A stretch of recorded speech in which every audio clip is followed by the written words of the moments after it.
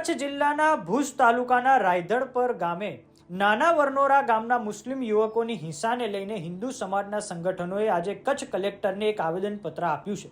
હિન્દુ સમાજના આગેવાનો દ્વારા માંગણી કરવામાં આવી છે કે આ ઘટનાના જેટલા પણ આરોપીઓ હોય તેમની પર કડક કાર્યવાહી થાય, તાત્કાલિક ધોરણે આરોપીઓના ગેરકાયદેસર દબાણો દૂર કરવામાં આવે અને હાલમાં જે પણ કોઈ આરોપીઓ પકડવાના બાકી છે તેમને તાત્કાલિક તેમની ધરપકડ થાય તથા આટલા દિવસ આ આરોપીઓને સપોર્ટ કરનાર, આશરો આપનાર, આર્થિક મદદગારી કરનાર તથા અન્ય મદદ કરનાર વિરુદ્ધ પણ કાયદેસરની કાર્યવાહી કરવામાં આવે।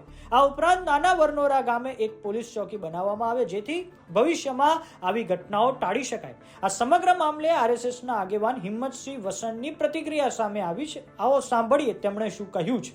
ગત 29 મે શુક્રવારે ભુજ નજીકના રાયધણપર ગામે જે પૂર્વ નિયોજિત વરનોરાના કેટલાક અસામાજિક અને કટ્ટરવાદી તત્વોએ આખા ગામની વીજ પુરવઠો બંધ કરી અને સુનિયોજિત જે હુમલો કર્યો એના આવ્યા ગંભીર ઘટનામાં પરિણામલક્ષી કાર્યવાહી થઈ એ માટે કલેક્ટરશ્રી અને પોલીસ અધિક્ષકને આવેદનપત્ર આપવા પ્રથમ તબક્કામાં કચ્છભરના સનાતન હિન્દુ સમાજના મોવડીઓ, અગ્રણીઓ, મુખ્ય સંગઠનના જે જવાબદાર અગ્રણીઓ છે એ આજે અહીં આવેદનપત્ર આપવા આવ્યા છે।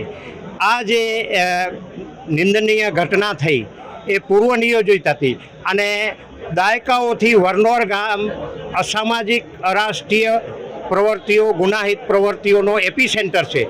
એટલે સમગ્ર પ્રશાસનના વિવિધ વિભાગો કોઓર્ડિનેશન કરી અને પરિણામલક્ષી કાર્યવાહી કરે એ માટેની જરૂર છે।